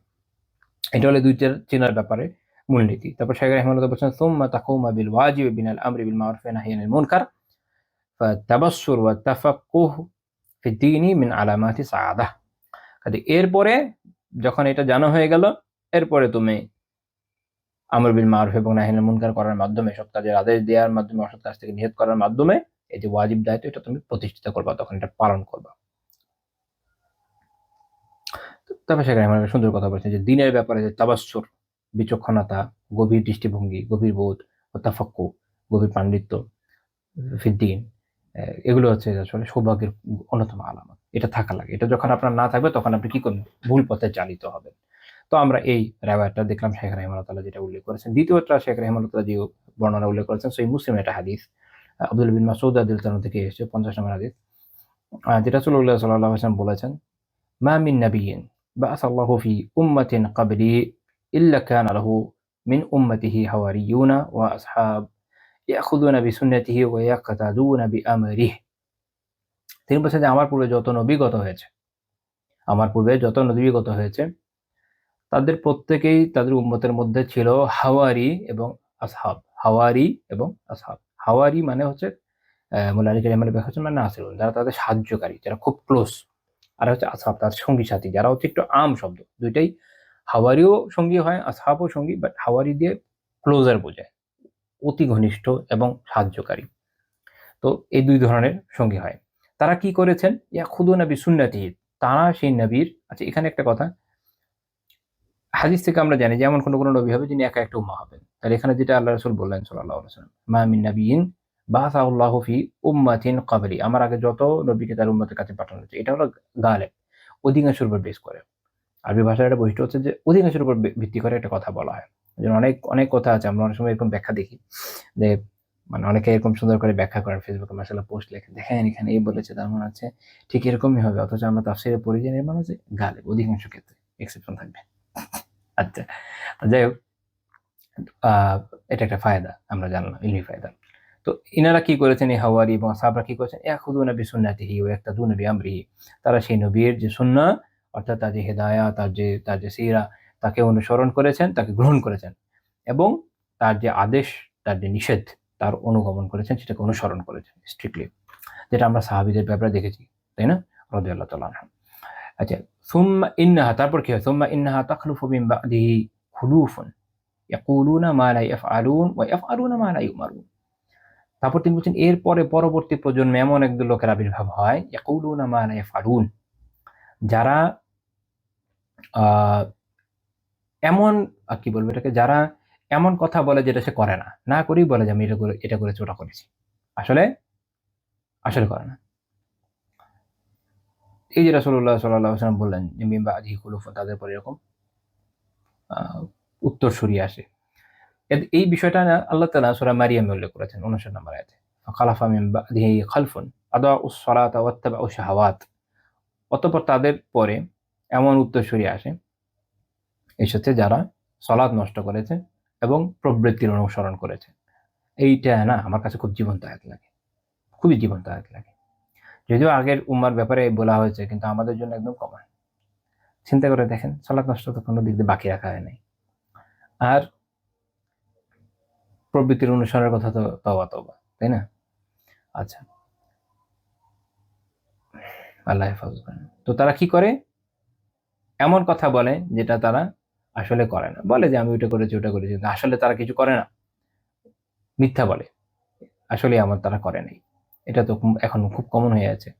ওয়াফআলুনা মা লা ইউমারুন, আর যা তাদের আদেশ করে না এমন কিছু করে বসে থাকে, মানে যেটা শরিয়ত চাচ্ছে এটা করছে না, কিন্তু নিজের মন মতো কিছু করে বসে থাকবে। ফামান জাহাদাহুম বিয়াদিহি, এখন এরা হচ্ছে ওই ক্যাটাগরির লোক যারা মুনকারের মধ্যে আছে, কিসের মধ্যে আছে? এক ধরনের মুনকারের মধ্যে আছে। এখন এটা ব্যাপক, যত ধরনের মুনকার আছে সবগুলোর প্রতিহত করে নিয়ম এই হাদিসে চলেছে। ফামান জাহাদাহুম বিয়াদিহি ফাহুয়া মুমিন, এদের সাথে যে হাত দ্বারা জিহাদ করবে সে মুমিন, অর্থাৎ তাদের যে মুনকার কাজগুলো আছে সেগুলো পরিবর্তনের চেষ্টা করবে। হাত মানে এখানে শুধু যে নিজের হাত হইতে হবে এরকম না, শক্তি সামর্থ্য হইতে অন্তর্ভুক্ত হবে, ব্যাপক অর্থে যে কোনো ভাবে হোক তাকে প্রতিহত করতে হবে। ওমান জাহাদুম বিলিসানিহি ফাহুয়া মুমিন, যে মৌখিকভাবে তাদের সাথে জিহাদ করবে, অর্থাৎ মৌখিকভাবে তাদের এই কাজকে প্রতিহত করার চেষ্টা করবে, এটা আপনি লেখনের মাধ্যমেও করতে পারেন, কোনো সমস্যা না, সেটাও কি হবে, সেও কি হবে, মুমিন হবে। এতো আমরা এই যে আলহামদুলিল্লাহ বিভিন্ন সময় বিভিন্ন খারাপ বিষয় নিয়ে ফেসবুকে লিখি, অনেকে বলে যেখানে লেখার লাভ, অনেক লাভ আছে, অনেক অনেক লোক দেখে। বিশেষ করে আপনি যদি এখন তো প্রফেশনাল মোডে গেলে দেখবেন যে একটা পোস্ট কি পরিমাণ মানুষ দেখে, হয়তো আপনার তো রিয়েকশন নেই, বাট তারপর অনেক মানুষ পড়ে। তো সরাসরি হয়তো অনেক মানুষের কাছে আমরা একটা দাওয়া পৌঁছাতে পারছি না, কিন্তু অনেক মানুষের কাছে আলহামদুলিল্লাহ এই মাধ্যমগুলোর মাধ্যমে পৌঁছাতে পারা যায়, এবং এটা বেনিফিট এখন আমাদের কাছে আছে। একদম সুস্পষ্ট বিভিন্ন ক্ষেত্রে আমরা দেখি। অনেক ক্ষেত্রে সোশ্যাল মিডিয়া খুব গুরুত্বপূর্ণ ভূমিকা এখন পালন করে। যেহেতু মানুষ আসলে কি বাস্তব দুনিয়ার থেকে ভার্চুয়াল লাইফে এখন বেশি সময় কাটায়। তো তাকে এখানে পেয়ে যদি ২ টা ভালো কথা শোনানো যায়, খারাপ কি? আলহামদুলিল্লাহ আমি আমার অনেক পরিচিত জনের মধ্যে দেখেছি যাদের জীবনে উল্লেখযোগ্য পরিবর্তন এসছে সোশ্যাল মিডিয়ার কল্যাণে। যারা এখান থেকে অনেক কিছু শিখেছে, শিখছেন আলহামদুলিল্লাহ। ওনার কাছে পৌঁছে দিচ্ছে। এবং অনেক সময় অনেক মানুষ ছিলেন, এখনো আছেন যারা দেশের বিভিন্ন জায়গায়, এমন জায়গা আছে যেখানে আসলে তারা গাইডেন্স নেওয়ার মতো কাউকে খুঁজে পাচ্ছে না। কিন্তু অনলাইনের বদৌলতে আলহামদুলিল্লাহ সে যেকোনো ধারারই হোক না কেন, সে তার ধারার ভালো, ভালো আলিমদেরকে অনলাইনে পেয়ে যাচ্ছে। উনি যেই জায়গায় থাকুক না কেন তার সাথে কথা বলতে পারছে, তার থেকে ইলম নিতে পারছে আলহামদুলিল্লাহ। আমি আমি নিজেও আলহামদুলিল্লাহ অনেক, অনেক উপকৃত হয়েছি আমার নিজের জীবনে। আমি আমার ধরেন ফর এক্সাম্পল ইউকে বলেন, ইউকে, সৌদি, ইভেন ইউএস বিভিন্ন জায়গায় অনেক আলিমের থেকে আলহামদুলিল্লাহ জীবনে বিভিন্ন সময় উপকৃত হয়েছি। কারো সাথে সরাসরি কথা বলে বিভিন্ন কিছু জেনে, হ্যাঁ? কথাবার্তা চালাচালির মাধ্যমে সো অন। তো এই যে একটা সুযোগ আলহামদুলিল্লাহ, এটা খুব ভালো। কাজে লাগানো উচিত। আর অকাজে না লাগানো উচিত। কিন্তু এখানেও যখন কেউ বলবে, দেখা যায় যে এটার প্রেশার অনেক বেশি হয়। আমরা তো দেখি বাংলাদেশের অবস্থা, তাই না? হ্যাঁ? ন্যায় বিচার এখনো সোশ্যাল মিডিয়াতে হচ্ছে। মানে দেখা যাচ্ছে যে তার বিচার প্রভাবিত হয়ে যাচ্ছে সোশ্যাল মিডিয়ার মাধ্যমে। এত বেশি শক্তি হয়ে গেছে এখন এটার। আগে এটা মানুষরা অনেক কথা বলতো, যেগুলো বলি কি হবে না হবে 14-15 সালে কথা বলছি। এখন তো দেখেন যে আমি এখন দেখি যে সেসব লোকেরা নিজেরা খুব অ্যাক্টিভ। আমি এরকম পরিচিত একজনের কথা জানি। তিনি আজকাল একটু সেলিব্রিটি পর্যায়ে আছেন মাশাআল্লাহ। আমার মনে আছে 14-15 দিকে উনি এটা নিয়ে খুব বকাবকি করতেন। এগুলো এখানে সময় নষ্ট করা কি দরকার? কিন্তু আচ্ছা এখন তো নিজেই লিখছেন। এটি বাস্তবতা। ট্রেন্ডি জিনিসের মানুষ ফলো করে। খেয়াল। তো তারপরে ওয়ামান জাহাদাহুম বিকালবিহি ফাহুয়া মুমিন। আর যে অন্তর দিয়ে এর সাথে জিহাদ করে সে কে? সে মুমিন। অন্তর দিয়ে মানে বিআই আগদাবা আলাইহিম, অর্থাৎ এর প্রতি ক্রুদ্ধ হবে, রাগান্বিত হবে, ঘৃণা করবে। ঠিক আছে? চেঞ্জ করার চেষ্টা করবে। কিভাবে এটাকে চেঞ্জ করা যায়? মনে, মনে ভাববে, আমি তো পারলাম না। কি করতে পারি সামনে? সেটার জন্য সে চেষ্টা করবে। সেটার জন্য সে শক্তি অর্জনের চেষ্টা করবে। এটুকু যদি না থাকে ওয়ালাইসা ওয়ারাআ যালিকা মিনাল ঈমানি হাব্বাতু খারদাল, এটুকু যদি না থাকে এরপরে আসলে সরিষার দানা পরিমাণ ঈমান আর নাই। আছে? নাই। এটা লাস্ট ওয়ান। তার মানে এই হাদিসটা জাজ্জল্যমান প্রমাণ যে অন্তর দিয়ে ঘৃণা করা ঘৃণা করাটা হচ্ছে আমার ঈমানের সর্বশেষ পর্যায়, এবং আমি যদি কোনো গুনাহকে অন্তর দিয়েও ঘৃণা না করি, একজন গুনাহ করছে, আমি দেখি হাসতে শেষ। না, হাসা যাবে না, আস্তাগফিরুল্লাহ। এটা সন্তুষ্টির বিষয় হয়ে যাচ্ছে। তখন আমার মধ্যে ঈমান ওইটুকু থাকছে না, তখন ঈমান নিয়ে টানাটানি।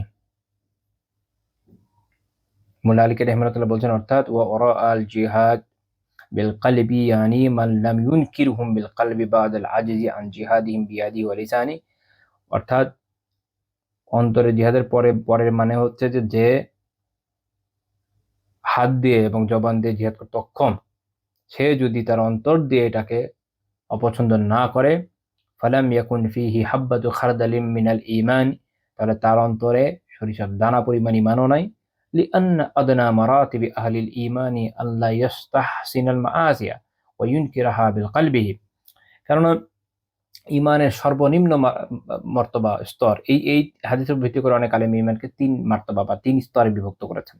সবচেয়ে দুর্বল ঈমান, মিডিয়াম ধরনের ঈমান, খুব শক্তিশালী ঈমান। খুব শক্তিশালী ঈমান হলো কোনটা? যেটা যে মানুষ হাত দিয়ে সবকিছু প্রতিরোধ করে ফেলে, তার শক্তি দিয়ে, ক্ষমতা দিয়ে। আর তারপরের স্তর হলো কোনটা? যে অন্তত মুখ দিয়ে করে। আলহামদুলিল্লাহ আলিমরা মোটামুটি এটার কিছুটা হলেও দায়িত্ব পালন করছেন। এখন তো আলহামদুলিল্লাহ ভাইরাও করছেন, দিনই ভাইরাও করছেন। সামগ্রিকভাবে হইতে হবে। উম্মাহ আসলে সবাই মিলে করতে হয়। মানে একটা পোরশন আসলে পারবে না। এটা হয় না।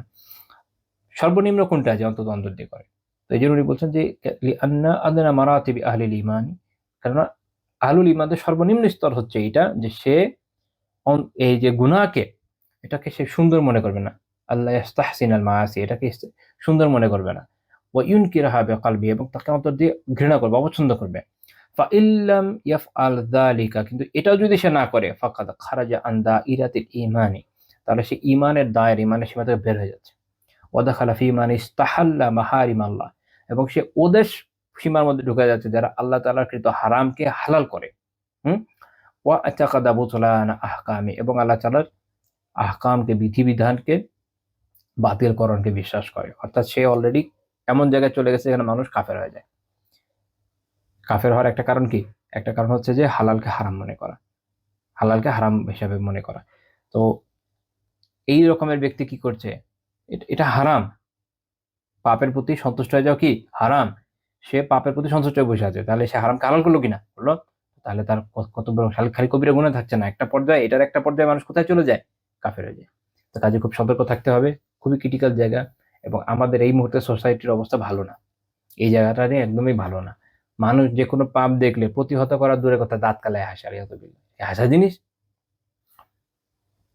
বাংলাদেশে যখন প্রথম এলজিবিটি কিউ নিয়ে খুব কথাবার্তা শুরু হলো, তখন বিভিন্ন এরকম পোস্টার আসলে আমি দেখতাম এক সময় যে অনেক লোক আছে মানে হা হা দিত। তো আমি একবার এটা নিয়ে লিখেছিলাম যে এটা কি হা দেওয়ার জিনিস? তা হা দেওয়ার জিনিস না, খুব ক্রিটিক্যাল ইস্যু, খুব ক্রিটিক্যাল ইস্যু, প্রতিহত করতে হবে। তো মনে রাখেন যে কোনো পাপের ক্ষেত্রে শিরক কুফরের বিষয় এগুলো আসলে মজা নেওয়ার ব্যাপার না। আমাদের মানুষের মধ্যে যেহেতু ঈমানের ধারণা অনেক দুর্বল, অনেক দুর্বল, এবং আমাদের দেশে যারা নিজেদের প্র্যাকটিসিং মনে করে কথাবার্তা বললে দেখা যায় যে আল্লাহ ভিতরে এমন আমার সব কুফর লুকায় আছে যেগুলি মানে ইমান নিয়েও টানাটানি করার পরে পড়ে যাওয়ার মতো অবস্থা হয়ে যায়। এটা আমাদের এখানে খুবই কমন। তো এর ফলে কে যে কখন কোন ধরনের পাপে লিপ্ত হয় এটা তার খেয়াল থাকে না। আমাদের এই জন্য খুবই সতর্ক হতে হবে, নিজেরা জানবো এবং অন্যকে জানাবো যে না, গুনার প্রতি কোনো ধরনের সন্তোষ নেই, খুশি হয়ে যাওয়া যাবে না। এই গুনার একটা কাজ দেখে আমি কেন হাসবো? এটা দাঁত কেলে হাসার জিনিস? তো আমার কবিরা গুনার মধ্যে পড়ে যাবো। হ্যাঁ, ইটসেলফ ওটা একটা গুনাহ যে আমি ওটা দেখে দাঁত কেলে হাসবো, আমার তো ঘৃণা করতে হবে। আরে অত বলে ঘৃণা না থাকলে কিভাবে হবে? আমার মধ্যে ঘৃণা নাই। মনে রাখে এই জন্য আমাদের ইমানের অবস্থা এত দুর্বল। এবং আমরা অনেক সময় বলি আমাদের উপর দিয়ে কেন হচ্ছে, যে কেন হবে না, কেন হবে না? মানে ইসলামের কতটুকুই বা আমরা ধারণ করছি। আমি তা বারবারই বলি যে দেখেন, সলাত আদায় করা, এটাই সলাত আদায় করা, ইসলামের একটা পরিচিতি জ্ঞাপক অবস্থানে নিজেকে রাখা, এটা তো ন্যূনতম ক্রাইটেরিয়া নিজেকে ইসলামে রাখা। সলাত হচ্ছে মানুষের ইমানের পরিচয়। ওটা কোনো ক্রেডিট না। কেউ 5 ওয়াক্ত সলাত পড়ে, এটা কোনো মুসলিমের ক্রেডিট না, এটা তো তার পড়তেই হবে, এটা ফরজ। একটা বিল্ডিং আপনি বানিয়েছেন না, বিল্ডিং এর ফাউন্ডেশন থাকে না, তারপর বিল্ডিং এর পিলার থাকে না, যেটার উপর একটা বিল্ডিং দাঁড়িয়ে থাকে। পিলার থাকার কোনো ক্রেডিট নাকি? বিল্ডিং তো পিলার থাকবেই, পিলার না থাকলে বিল্ডিং থাকবে না। তো আপনার বিল্ডিং এর পিলার হচ্ছে আপনার কালেমা, আপনার সলাত, আপনার যাকাত, আপনার সাওম, আপনার হজ আর জিহাদ। এরপরে এটা হলো আপনার পিলার, এটা থাকতেই হবে, এটা কোনো ক্রেডিটের বিষয় না। আপনি পিলার হলো একটা বিল্ডিং রেখে দেন, কিছু না লাগে, চারপাশে দেওয়াল দরকার নেই, সাজানো গোছানো দরকার নেই, প্লাস্টার দরকার নেই, আপনি ফেলে রেখে দেন। কে বলবে যে এটা সুন্দর বিল্ডিং? বলবে একটা বিল্ডিং আছে, ফেলে রাখছে মানুষ, সাজানোর খবর নেই, বানানোর খবর নেই, এটুকু বানিয়ে ফেলে রাখছে। ওটা হচ্ছে আপনার পিলার, ওটার পরিচয় যে আপনার বিল্ডিংটা আছে, ইমান নামের বিল্ডিং, ইসলাম নামের বিল্ডিংটা আপনার উপর আছে। এটা কোনো ক্রেডিটের বিষয় না, বরং ওটা যদি না থাকে আপনি বিল্ডিংই নাই, এটা মাথায় রাখেন। এরপরে আপনি যখন নেক আমল করছেন, হারাম থেকে বাঁচছেন, হালাল কাজ করছেন, আর ব্যাপকভাবে পুরো ইসলামকে যখন ধারণ করছেন, যত বেশি করবেন আপনার এই পুরো বিল্ডিংটা তত চমৎকার আকৃতি ধারণ করবে, এটার মধ্যে ভিতরের ডিজাইন তত সুন্দর হবে, এটার মধ্যে ডেকোরেশন তত সুন্দর হবে, তত বেশি আকর্ষণীয় হবে, ক্যাজুয়ালি এটা খুব দৃষ্টিনন্দন হয়ে উঠবে। তখন এটা ক্রেডিট, খুব সুন্দর একটা বাড়ি বানিয়েছে, অমুকের বাসায় পিলার আছে, জীবনে কেউ এটা ক্রেডিট নেয় না, সবার বাসায় পিলার আছে, কিন্তু অমুক তার বাসাটাকে খুব সুন্দর করে বানিয়েছে, এত টাকা ইনভেস্ট করেছে, এই করেছে, ওই করেছে, দরজাটা এত সুন্দর, জানলাটা এত সুন্দর, বাসার কার্টেন গুলো খুব সুন্দর, এই ডেকোরেশন করেছে, দেখবেন এটা নিয়ে মানুষ আলোচনা করে, খুব সুন্দর বিষয়।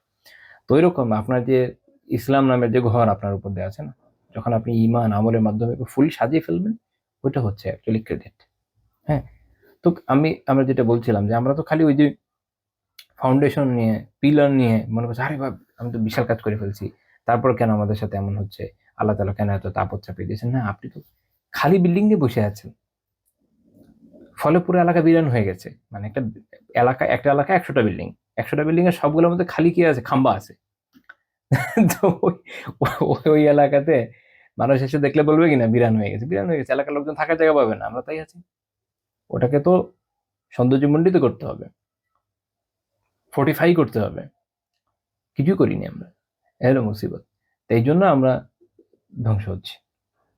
দিন যেহেতু জানি না, যে শেখ বিন বাজ রহমানুল্লাহ এর জন্য এত সুন্দর করে বলেছেন, শিখতে হবে তো, জানতে হবে, তারপর আমরা আগাতে পারবো। আচ্ছা, তারপর শেখ রহমানুল্লাহ পরে যে হাদিসটা উল্লেখ করছে সেই মুসলিমের 1854 নম্বর হাদিস, উম্মু সালামা রাদিয়াল্লাহু আনহা বর্ণনা, যে রাসূলুল্লাহ সাল্লাল্লাহু আলাইহি ওয়াসাল্লাম বলেছেন যে ইন্নাহু ইউস্তা'মালু আলাইকুম উমারাউ ফাতারিফুনা ওয়া তুনকিরুন, তোমাদের মাঝে অচিরেই এমন কিছু আমিরের উদ্ভব ঘটবে বা এমন কিছু আমির ক্ষমতায় আসবে, শাসক আর কি, যাদের তোমরা তো চিনতেই পারবা এবং অপছন্দ করবা।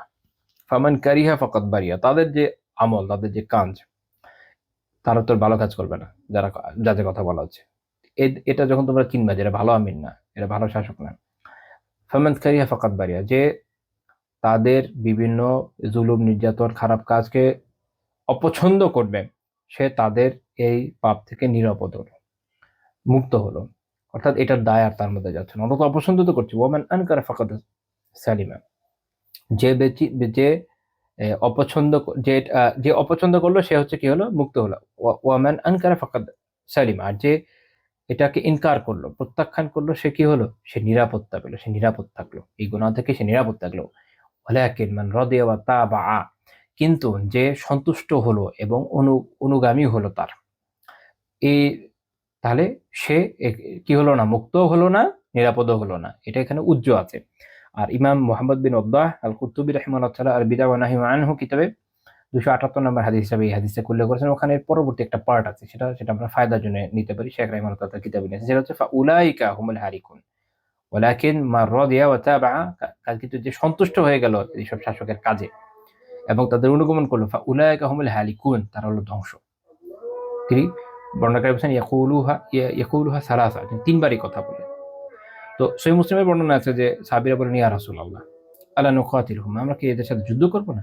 আল্লাহ রাসূল বলেন, মা সাল্লু, না, যতক্ষণ তারা সালাত আদায় করে। সহিহ মুসলিমের বর্ণনা আছে যে লা মা আকামু ফীকুমুস সালাহ, যতক্ষণ না তোমাদের মধ্যে সালাত কায়েম করে, কায়েম হতে দেয় না।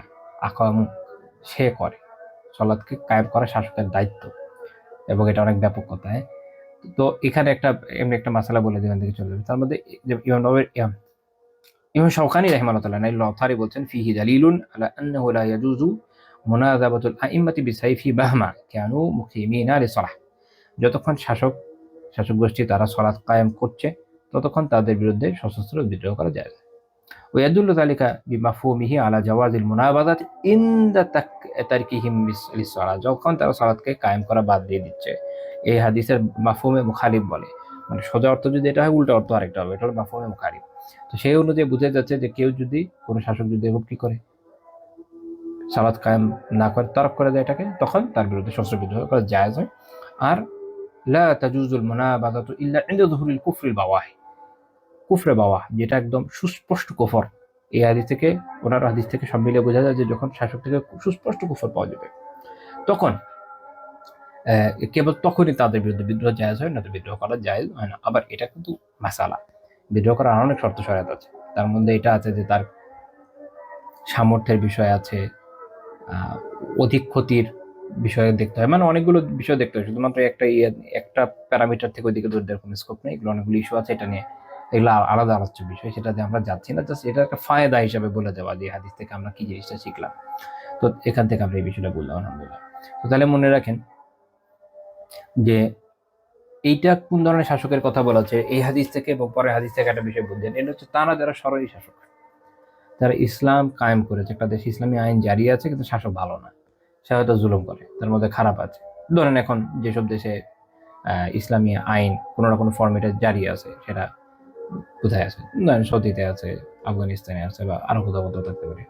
তো এরকম যেসব জায়গায়, সেখানে শাসক যখন যদি জুলুম করে, তখনও ব্যক্তির কাজ কি, যতক্ষণ তারা দিনের উপর আছে, নিজেরা সালাত আদায় করছে, ওনাদের মাঝে সালাতকে কায়েম করছে, এবং তাদের থেকে কুফরে বাওয়া বা সুস্পষ্ট কুফর প্রকাশ পাচ্ছে না, তখন পর্যন্ত তারা যদি কোনো জুলুমও করে, সেখান থেকে নিজেকে মুক্ত রাখার উপায় হলো তা অপছন্দ করা এবং ইনকার করা। সন্তুষ্ট হওয়া যাবে না, অনুগমন করা যাবে না। আর আমাদের মতো দেশগুলো যেখানে ইসলামী আইনই কায়েম নেই, সেখানে চিন্তা করার বিষয়টা আরো ক্রিটিক্যাল না। এখানে তাদের কাজে সন্তুষ্ট হওয়ার কোনো উপায় আছে নাই, তাদের অপছন্দ করতে হবে এবং তাদের কাজকে প্রত্যাখ্যান করতে হবে। তো মুসিবত হচ্ছে যে আমাদের দেশের মানুষ তো মাশাআল্লাহ দু একটা ভালো কাজে খুশি হয়ে লাফানো শুরু করে, তারপরে এমন সব সিস্টেম কায়েম করে, পরে নিজেরা কান্নাকাটি করে। তো দেখতেই পাচ্ছেন, আমরা এর আগে হকে দিয়ে এসেছি, সামনে কি হচ্ছে আল্লাহ তাআলা জানেন। এটা শিখে রাখেন যে এইসব শাসকের ক্ষেত্রে তো আরো না, সেকুলারদের ক্ষেত্রে আরও না, ইসলামী আইনের ক্ষেত্রে যদি এরকম ক্রিটিক্যাল কথা বলা হয় যে সেটাকে ইনকার করতে হবে, সেটাকে অপছন্দ করতে হবে, তাহলে আপনি চিন্তা করেন যে যারা অন ইসলামিক বিভিন্ন ব্যবস্থাকে কায়েম রাখছে, তাদের ক্ষেত্রে বিষয়টা কত ক্রিটিক্যাল হওয়া উচিত। ওইটা আমাদের মাথায় রাখা উচিত। তো এই প্রসঙ্গে আমরা কয়েকটা বর্ণনা একটু অ্যাড করে ইনশাআল্লাহ আজকে আলোচনা শেষ করে দিব, কারণ এটা আরেকদিন তো আমার কোনো দরকার নেই। আব্দুল্লাহ বিন মাসউদ রাদিয়াল্লাহু তাআলা আনহু বলেছেন যে ইউশিকু মান আশা মিনকুম আন ইয়ারা মুনকারা লা ইস্তাতিউ ফীহি গায়রা আন ইয়ালামা আল্লাহু মিন কলবিহি আন্নাহু লাহু কারিহ। ইবনে মাসউদ রাদিয়াল্লাহু তাআলা বলছেন যে অচিরে এমন একটা অবস্থা আসবে তোমাদের মধ্যে যারা বেঁচে থাকবে যে তারা অনেক মুনকার বিষয় দেখবে, কিন্তু তারা এটাকে পরিবর্তন করতে সমর্থ হবে না। কিন্তু তারা অন্তত এতটুকু সর্বোচ্চ করতে পারবে কি, যে আল্লাহ জানবেন যে তারা অন্তর থেকে অপছন্দ করত। অন্তর থেকে অন্তত অপছন্দ আমাদের করতে হবে। এইসব মুনকার যে আমরা দেখছি আমাদের চারপাশে হচ্ছে, সমাজে যা হচ্ছে, পরিবেশে যা হচ্ছে, পরিবারে যেটা হচ্ছে, রাষ্ট্রে যা হচ্ছে, অন্তত অন্তর থেকে অপছন্দ করতে হবে। এটুকু না করলে কিন্তু হবে না। এই বর্ণনা ইবনে আবি দুনিয়া রাহিমাহুল্লাহ উল্লেখ করেছেন আল আমরু বিল মারুফ ওয়া নাহয়ু আনিল মুনকার কিতাবে ৭৮ নম্বর হাদিস। সেম কিতাবে ১১৯ নম্বর হাদিস। আবু হুরায়রা রাদিয়াল্লাহু আনহু বর্ণনা করেছেন রাসূলুল্লাহ সাল্লাল্লাহু আলাইহি ওয়াসাল্লাম বলেছেন, মান হাদারা মা'সিয়াহ ফাকারিহাহা ফাকান্নাহু গাবা আনহা। যার উপস্থিতিতে কোনো পাপ হলো সে যদি এটা অপছন্দ করে তাহলে সে যেন এখানে অনুপস্থিত রইল। ওয়া মান গাবা আনহা ফাআহাব্বাহা ফাকান্নাহু হাদারাহা। আর যার যে অনুপস্থিত কিন্তু সে খুশি হয়েছে অমুক একটা জায়গায় একটা পাপ হয়েছে এটা, তখন সে যেন সেখানে উপস্থিতের মতো। খুব ক্রিটিক্যাল হাদিস না? যাই হোক, তবে হাদিসের সনদে দুর্বলতা আছে। ইবনে হাজার রাহিমাহুল্লাহ এখানে একজন রাবী আছেন, ইয়াহয়া বিন আবি সুলাইমান, তার ব্যাপারে ইবনে হাজার রাহমাতুল্লাহ তাকরিবে বলছেন যে লাইনুল হাদিস, হাদিসের ব্যাপারে দুর্বল। তো এইজন্য এটা সনদে দুর্বল আছে। কিন্তু এইটা আমি মুহাক্কিকিনদের তাহকিক দেখে দেখলাম যে ওনারা সবাই কম বেশি শুধু দায়ীফ বলেছেন, দায়ীফ শাযিদ বলেন নাই বা দায়ীফুন জিদ্দান বলেন নাই। তো কাজেই এইটা আমরা তারহিবের জন্য, সতর্ক করার জন্য এটা আমরা বলতে পারি। সতর্ক থাকা উচিত। এবং এটার মূল সেন্সটাও তো ঠিক। আসলেও তো তাই। যে পাপের সময় তার সামনে যখন আছে, অন্যান্য হাদিস থেকে, সহিহ হাদিসগুলো থেকে জানা যায় কি যে অন্তত দিয়ে ঘৃণা করে, সে অন্তত ঘৃণা তো করেছে। সেজন্য এখানে নাই থাকার মতো। আশা করা যায় যে সেই পাপ থেকে মুক্ত থাকবে। এখন ওখানে বসে এনজয় করার মতো না। অনেকে দেখা যায় কি, অনেক একটা কমন কথা আছে যে তার সামনে এরকম পাপ হয়ে যাচ্ছে, হয়তো সবাই মিলে কোনো একটা পাপ শুরু করলো, বন্ধুরা মিলে কোনো একটা পার্টি কিছু একটা করছে, ওখানে কোনো একটা পাপ শুরু করে ফেলছে। তো অনেকের মনে কাছে আছি যখন আর কি করা আছে, ঠিক আছে আমি ওকে থাকলাম, কি করা, বাধ্য হয়েছি। একটু পরে দেখা যায় সে নিজেও এনজয় করতেছে না, তাহলে হবে না। এনজয় করলে তো হচ্ছে না। এনজয় করলে হবে, এনজয় করলে তো আপনি এনজয় করা শুরু করলেন, তাহলে আপনি অপছন্দ করলেন কোথায়? অপছন্দ করার মতো অপছন্দ করতে হবে। যদি এমন হয় যে আপনি ওখান থেকে বের হতেই পারছেন না, সব আগে তো চেষ্টা করেন বের হয়ে যাওয়ার, যদি হতেই না পারেন সেক্ষেত্রে এমন ভাব করে রাখেন দেখেই বোঝা যায় অপছন্দ করছেন, কিন্তু আপনি ভিতর খুশি হয়ে যাচ্ছেন, হাসছেন, খেলছেন, তাদের সাথে মনের সুখে এনজয় করছেন, তাহলে তো হলো না। তাহলে আপনি ওই পাপিষ্ঠদের অন্তর্ভুক্তই হয়ে যাচ্ছেন। দেখেন, সামর্থ্য থাকার পরও যদি কোনো মুনকারকে প্রতিহত না করা হয়, এর ফল খুব খারাপ হয়। একটা সহিহ হাদিস আমি বলি, সহিহ ইবনে হিব্বানের একটা হাদিস, 2864 নম্বর হাদিস। রাসূলুল্লাহ সাল্লাল্লাহু আলাইহি ওয়াসাল্লাম বলেছেন, মা মিন কওমিন ইউ'মারু ফীহিম বিল মাআসি। কোন জাতির মধ্যে যখন পাপ হয়, ইয়াকদিরুনা আন ইউগাইয়িরু আলাইহিম ওয়া লা ইউগাইয়িরু, তারা সক্ষম যে এটাকে তারা পরিবর্তন করবে, কিন্তু তারপরও তারা এটা পরিবর্তন করলো না। ইল্লা আসাবাহুমুল্লাহু বিইকাবিন ক্বাবলা ইয়ামুত, তাহলে তার মৃত্যুর আগে তারা অবশ্যই সাজা লাভ করবে। কিছু পাপ আমরা বলি অনেক সময় যে মৃত্যুর আগে তার সাজা পাওয়া যায়। এখানে বোঝা যাচ্ছে না, বিষয়টা ব্যাপক। অর্থাৎ মানুষের সামর্থ্য থাকার পরও তারা যখন পাপকে প্রতিহত করার চেষ্টা না করে, এটার অবস্থান পরিবর্তনের চেষ্টা না করে, এর ফল তাদের জীবদ্দশায় তাদের ভোগ করে দিতে হয়। হ্যাঁ? আমরা মনে হয় সামষ্টিকভাবে ভোগ করতেছি, আল্লাহ মাফ করেন। তো এই হাদিস শেখ আলবানী রাহিমাহুল্লাহ তাআলা হাসান সহিহ বলেছেন, সহিহ মাওয়ারিদুল কুরআনে। সবশেষ করছে ইমাম ইবনুল কাইয়িম রাহিমাহুল্লাহ তাআলা একটা কবিতা দিয়ে। ওনার নুনিয়া, ওনার কবিতা আছে, এটার নাম হলো কাফিয়াতুশ শাফিয়া বলে, আবার নুনিয়া ইবনুল কাইয়িম বলে, নুনিয়াত ইবনুল কাইয়িম। তো ওখানে ইবনুল কাইয়িম রাহিমাহুল্লাহ তাআলা 5799 5800 নম্বর যে পংক্তি উনি বলছেন যে হাযা নাসরুদ্দীন ফারদুন লাযিম লা লিল কিফায়াতি বাল আলাল আহয়ানি বিয়াদিন ওয়া ইম্মা বিল লিসানি ফা ইন আজাজতা বিত তাওয়াজ্জুহি ওয়াদ দুআ বিল জানানি। দ্বীনকে সাহায্য করা ফরজ, আবশ্যক। এটা ফরজে কিফায়া না, ফরজ আইন। প্রত্যেকের উপর আবশ্যক। এই নাহি আনিল মুনকার প্রত্যেকের উপর আবশ্যক। এটা বুঝে না। অনেকে মনে করে শুধু শাসকের, না। এটার লেভেল আছে। কিছু আছে প্রত্যেকের উপর আবশ্যক, ম্যাক্সিমামই। আর কিছু বিষয় আছে যেগুলো শাসকের জন্য খাস, যেটা শাসকই করতে পারে। যেমন আমরা কাউকে ধরে টানায় দিতে পারবো না, লটকায় দিতে পারবো না। শাসক করতে পারবে যদি বিচারিকভাবে প্রমাণিত হয়। অনেক বড় প্রসেস আছে। আমরা যে কাউকে বোড়াই দিতে পারি না। কিন্তু আমরা অনেক কিছু করতে পারি। যেটুকু আমরা করতে পারি বৈধতার ভিতরে সেটাকে আমাদের ফরজ আইন, সেটা আমাদের জন্য ফরজ আইন। এটা কিফায়া না যে কিছু লোক করে ফেলছে আলহামদুলিল্লাহ হয়ে গেছে, এরকম না। প্রত্যেকের জন্য ফরজ আইন তার অবস্থান অনুযায়ী। কিসের মাধ্যমে? বিয়াদিন, হাতের মাধ্যমে ওয়া ইম্মা বিল লিসান, অথবা মুখের মাধ্যমে। ফা ইন আজাজতা, যদি তুমি তাতেও ব্যর্থ হও, তাও অক্ষম হও না, হাতেও পারছো না, মুখেও পারছো না, ফাবিত তাওয়াজ্জুহি ওয়াদ দুআ বিল জানানি, তাহলে এদিকে মনোযোগ দাও যে কিভাবে এটাকে চেঞ্জ করা যায়, এবং অন্তর দিয়ে দোয়া করো রে ভাই, দোয়া করো যেন এটা চেঞ্জ হয়। ইবনে কাইয়িম রাহিমাহুল্লাহ 2 লাইনের মধ্যে অসাধারণভাবে পুরো বিষয়টাকে ব্যাখ্যা করে দিয়েছেন। তো এখান থেকে আমরা আমাদের মূল আলোচনার সান্নিধ্যে কি পেলাম? যে কোনোভাবেই গুনার প্রতি সন্তুষ্ট হওয়া যাবে না। গুনাহকে সবসময় ঘৃণা করতে হবে, সামর্থ্য থাকলে হাত দিয়ে চেঞ্জ করতে হবে, না পারলে মুখ দিয়ে করতে হবে, বলতে হবে। যদি করতে না পারি এটলিস্ট বলবো, এটা আমাদের দায়িত্ব পালন হয়ে যাচ্ছে। যদি তাও না হয় অন্তত অন্তর দিয়ে তাওয়াজ্জুহ দিতে হবে, এদিকে মনোযোগ দিতে হবে, কিভাবে করা যায়, ঘৃণা করতে হবে, এবং দোয়া করতে হবে যে আল্লাহ এটার পরিবর্তন করেন, আমাকে এটাকে উদ্ধার করেন, পরিবর্তন করেন, এবং আমাকে থেকে বাঁচান, আমাকে এর পাপ দিয়েন না, এ থেকে আমি আপনার পানাহ চাই। আজকের আলোচনা এই পর্যন্ত থাকছে। সুবহানাকাল্লাহুম্মা বিহামদিকা লা ইলাহা ইল্লা আনতা আস্তাগফিরুকা ওয়া আতুবু ইলাইক। যেহেতু আজকে একটু লম্বা সময় আলোচনা করে ফেলেছি, এবং সালাতের সময় চলে আসছে, তো এই জন্য আজকে আর প্রশ্ন নিচ্ছি না। আল্লাহ তাআলা তৌফিক দিলে ইনশাআল্লাহ তাআলা সোমবার আমরা প্রশ্ন নিব।